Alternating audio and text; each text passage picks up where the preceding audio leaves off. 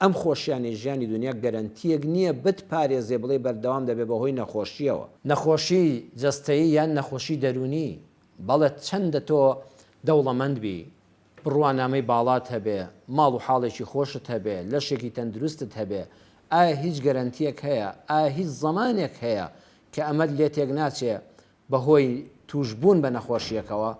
چەند کەسمان بینی لە ئەو پەڕی خۆشی ژیاندا بوو لە کتوپڕێکە حەز بە نائارامیەکی جەستەیی دەکا، یا ڕەبی خوا پەنامامدا و شیفای ئەوانە بدا کە تووشەوە نەخۆشیانە بوون کە دەچێت پشکنین دەکاڵێن وڵا گرەیەکی شێرپەنجەیت هەیە.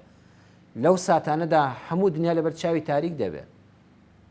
کەسی وا هەیە جەستەی عیبی نییە، بڕواتان هەبێ ئەوەی گرفتی مادیش بێنێتی، ماڵی خۆی هەیە، ئۆتۆمبیلی خۆی هەیە، ماڵ و مناڵی هەیە، بەخوا پارەی دانراوی هەیە، سوپاس بۆ خوای گەورە محتاج و احتیاجی دەستی خەڵک نییە، قەرزاری کەس نییە، ڕێز و حرمەتی هەیە، مناڵی ساڵحی هەیە کە چی گەشی لە دڵیان نییە، سوبحان الله تووشی نەخۆشی دەرونی دەبێ.